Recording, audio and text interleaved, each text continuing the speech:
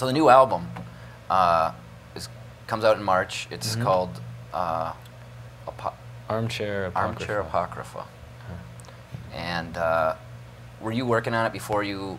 I mean, I was at the show at the. I don't know how many people here were at the show at the. It was supposed to be at the Varsity, one of the first shows at the Varsity, and then they couldn't open, so it was at the Pasta Bar. And Martin Dosh opened up for you there. Yeah, that's when I first met Martin.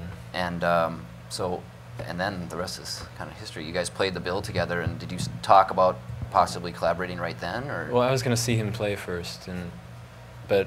Oh, but the idea had been pitched to you, kind of. Yeah, Andrea, my manager, who's actually from Twin Cities, she knew of Martin and other local musicians, and at the time I was looking like I needed to get a new drummer, so I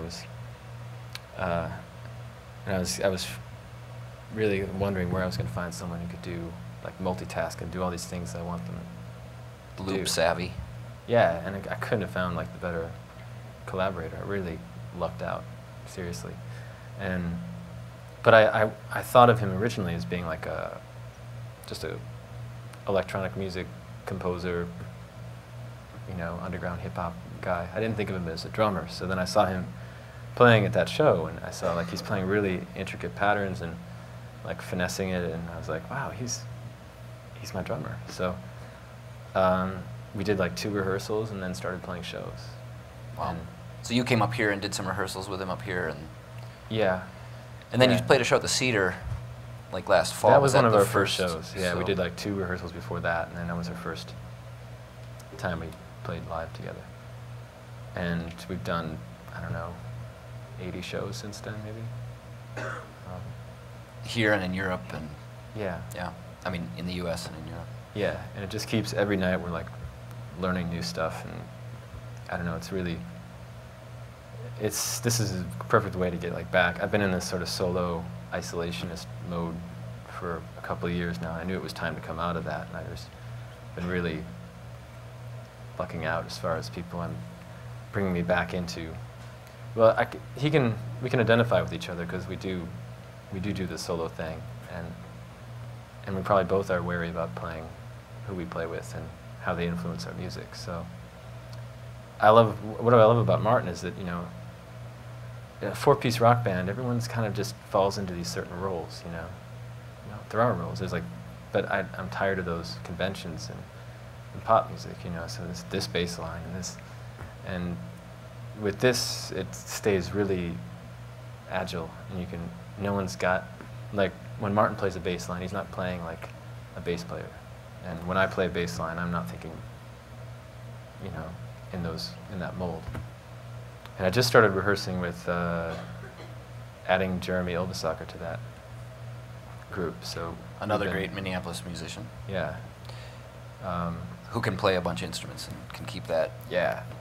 And he's amazing. Agility. And everyone's so cool, and there's no, I mean, we're in the early stages, but there's no weird psychological warfare going on that I'm so used to in the past, and it's just... Well, and those two have played together in Fog for a long time, and already have a really great kind of working relationship and friendship and everything else. Yeah. So, I mean, so somehow from just starting to work with Marty as a live act, it became, you're going to record your album in Minneapolis, or a lot of it. I just took... How did that...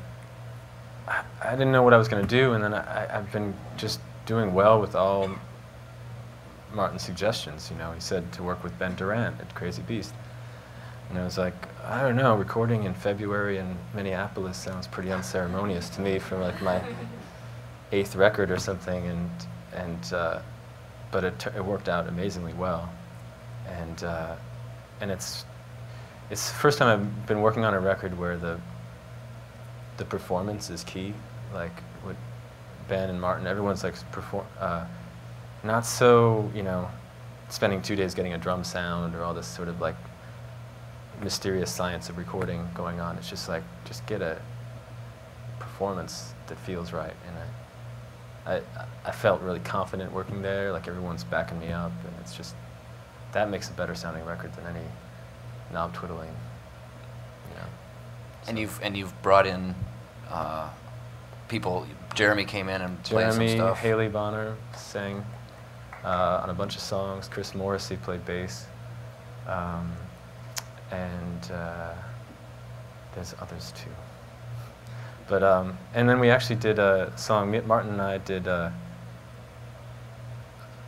When he was opening for me, he would play a short set, or he would play to start my set. He would play 3 songs. So when he went on the road with you, yeah, he was doing just a because little I thought Dosh people solo should hear what he does by himself, and so we carved out the space for him to play these 3 songs, and so I'd be waiting backstage, and I'd hear him play Simple Exercises and all these like classic Dosh tunes, and I'd be kind of anxious, so to calm myself down, I would start singing along and making up words to his melodies, and so we came up with Simple Exercises, or Simple X now. It's like the letter X? yeah, and that's going to be on the new record. We weren't really planning on that happening.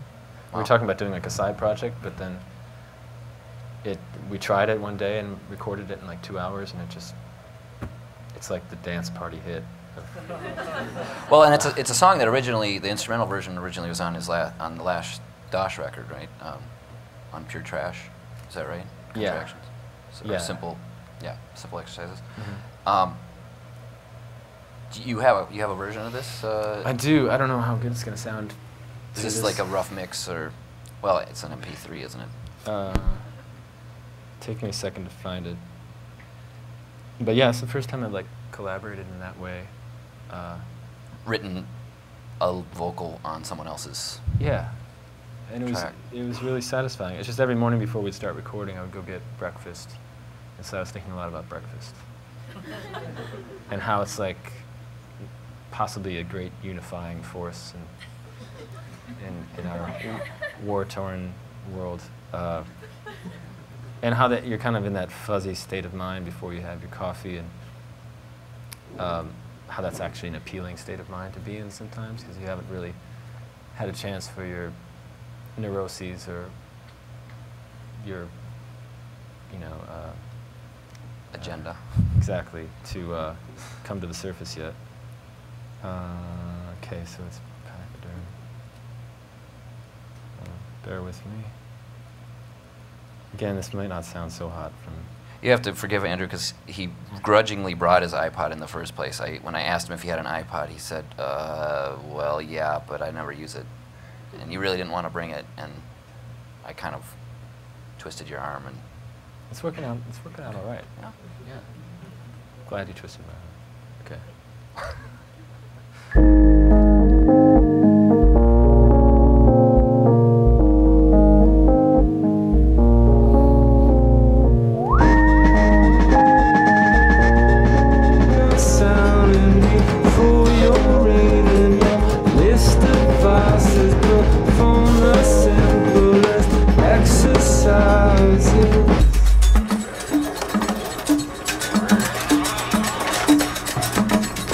So were you in the... Oh, this is... Martin took the track home to his basement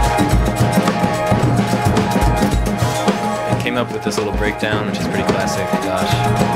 So we were all at the end. There's all these like kids' toys that he worked into a loop and made this really odd rhythmic breakdown. So was there a bit of that back and forth as you worked on this version of it? I mean, did he take what you... Did you guys kind of... Yeah. You had your ideas, and then he adjusted with what the form... Did the form change from his original instrumental version of it? It came together in a different way than I usually do my own stuff. So I just wrote a word for every keystroke in his melody, and then we kind of just threw it all down there and did it we try not to get straight too far in the recording process from what we do at home and what we're comfortable with. So we get that, and then we spend a lot of time editing and making it sound like a pop song, Well, and he has a similar process to you in that he does a lot of recording at home and has his home studio set up, Right. and then takes it to work on it further at a studio, but really has an incubator thing where Yeah. you can just bring things in and just do, bring out a bunch of kids' toys and Yeah. make an ambient track. Or Yeah, something. he takes the looping thing to a whole another level.